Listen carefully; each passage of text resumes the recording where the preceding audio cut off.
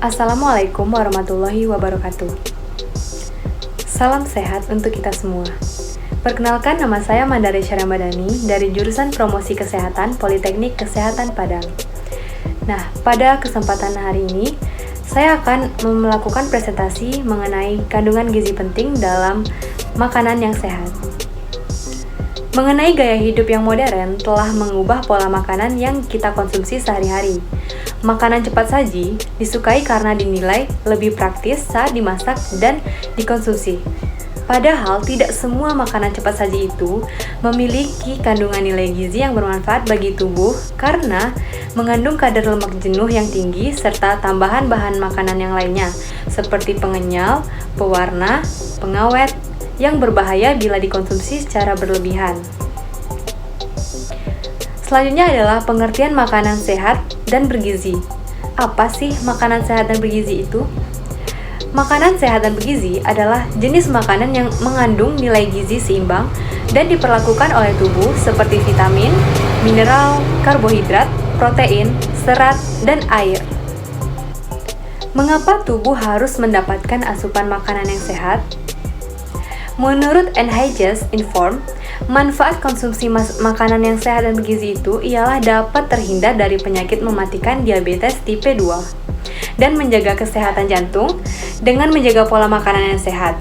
Di Indonesia sendiri, awalnya konsep makanan sehat dan bergizi itu merujuk kepada makanan 4 sehat 5 sempurna. Namun, konsep tersebut sudah mulai ditinggalkan dan beralih ke konsep panduan gizi seimbang yang lebih menekankan untuk menjaga asupan porsi makanan yang masuk ke dalam tubuh. Nah, apa saja sih kriteria makanan yang sehat yang harus diperhatikan? Berikut ini adalah kriteria yang penting yang harus ada di dalam makanan sehat dan yang bergizi. Yang pertama ada karbohidrat. Karbohidrat adalah sumber energi utama manusia. Dilansir dari website Motivate PT, 55 hingga 60% asupan kalori kita harus berasal dari karbohidrat.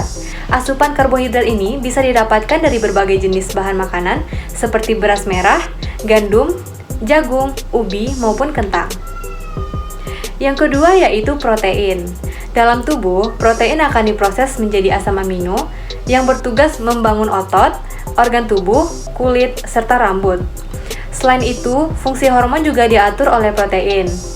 Nah, penting untuk kita memenuhi kebutuhan protein 10 hingga 15% dari asupan kalori harian. Sumber protein ini juga dapat dikonsumsi sangat beragam, baik nabati maupun hewani. Jadi, kamu bisa memvariasikan menu makanan sehat setiap hari.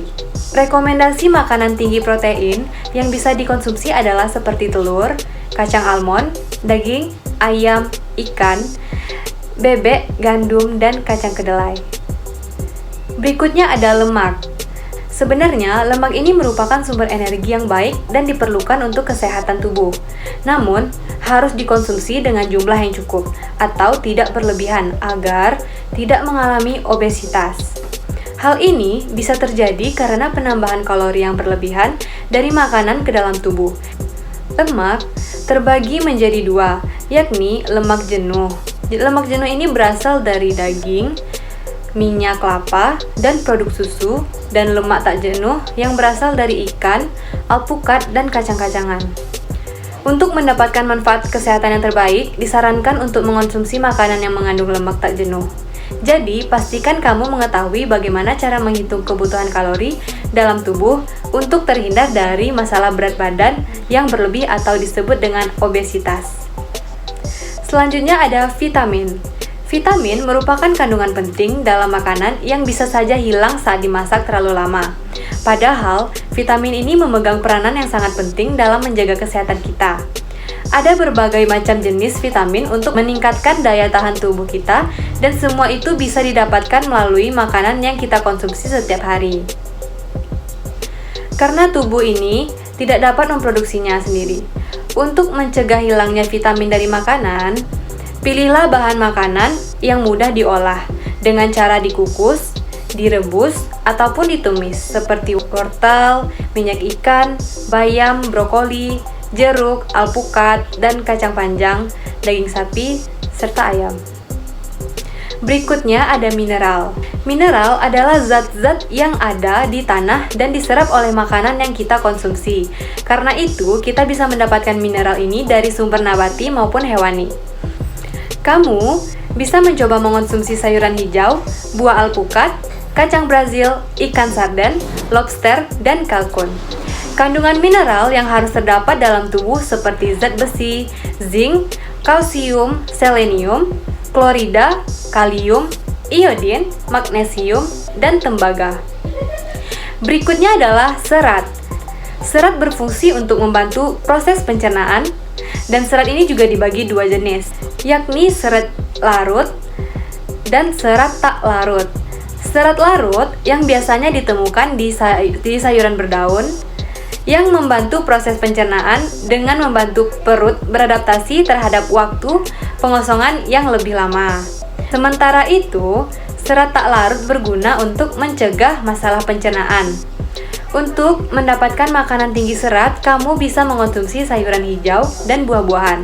Contohnya, bayam, buncis, kangkung, jeruk, mangga, pisang, dan apel. Berikutnya ada air.